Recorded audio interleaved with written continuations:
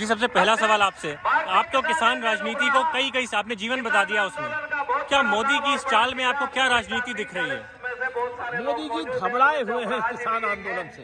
ये देश का एक अभूतपूर्व आंदोलन है, अंतर्राष्ट्रीय स्तर का आंदोलन है। लगभग 40 देशों के लोग इसके समर्थन में अपने प्रदेशों में सड़कों पर उतरे हैं, इसलिए वो परेशान है।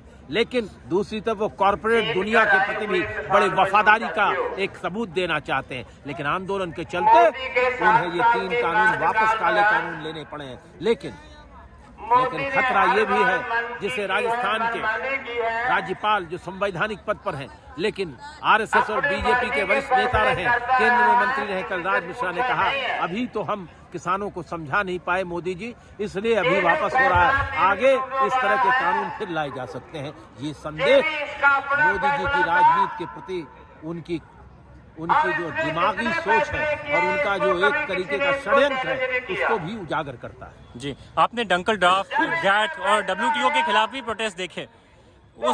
उन जो आंदोलन थे उसमें और इसमें कुछ समानताएं हैं, बढ़ के ये क्या ज़्यादा बड़ा आंदोलन है उनसे? WTO और गैट के खिलाफ, डंकल के खिलाफ जो प्रदर्शन था, अंतर्राष्ट्रीय विरोध था, लेकिन यूरोप के देश कर रहे थे। हजारों लोग इकट्ठा होते थे, वो छोटे छोटे देश थे, दुनिया के कोने पर उस पर बहस चली।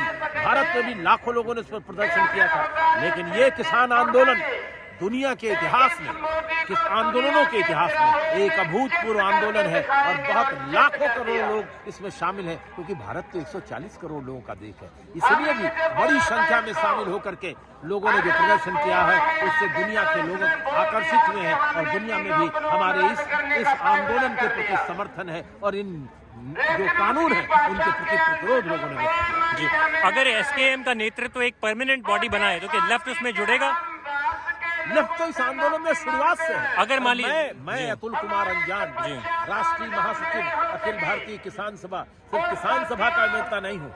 मैंने भारत के किसानों का प्रतिनिधित्व, जो भारत सरकार ने आजादी के बाद पहला किसान आयोग डॉक्टर स्वामीनाथन के नेतृत्व में किया था, उसमें मैं अकेला प्रतिनिधि था। और मैंने ही तो C2+50 का ये सिद्धांत आर्किमिडीज के सिद्धांत के बराबर तय करके रख दिया, जिस पर आज सारे देश में ये उबाल है, एक नव जागरण है, एक नव आर्थिक सोच है और देश की जमीन पे ये सोच आ गई कि सिर्फ कल कारखानों से विकास नहीं होता, देश के खेत खलिहानों के विकास के बगैर इस देश का विकास नहीं होगा, क्योंकि इतनी बड़ी तादाद में रोजी और रोजगार खेत खलिहान ही देंगे, बड़े कारखाने और छोटे कारखाने नहीं दे सकते। जी, आखिरी सवाल कि क्या कॉर्पोरेट खेती में अगर मान लीजिए कानून वापस भी हो गए, लेकिन जब हम लोग बाजार से बीज खरीदते हैं, बाजार से फर्टिलाइजर खरीदते हैं, बाजार से ट्रैक्टर खरीदते हैं, तो कॉर्पोरेट पे तो हम फिर भी निर्भर हैं। अडानी अंबानी को तुम फिर से पैसे दे रहे हैं, क्या इसके खिलाफ या इसके अलावा कोई नीति है आप लोगों के पास? ये लड़ाई तो सिर्फ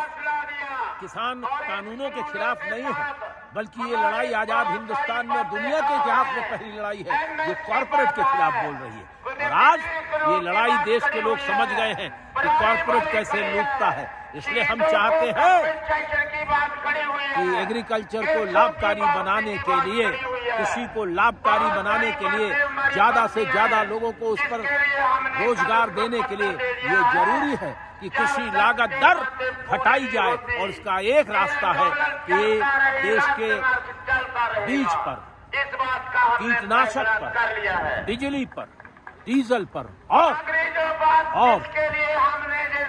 हमारे खेती में काम आने वाले एग्रीकल्चर इनपुट्स के दाम को, फर्टिलाइजर के दाम का के ऊपर सरकार कंट्रोल करे, नियंत्रित करे। ज्यादा से ज्यादा उत्पादन पर सिर्फ 10% की अधिक छूट उनके मुनाफे के लिए होनी चाहिए, तभी खेती लाभकारी होगी, तभी किसानों को उचित न्याय मिलेगा, तभी उपभोक्ताओं को सस्ता सामान मिलेगा। धन्यवाद।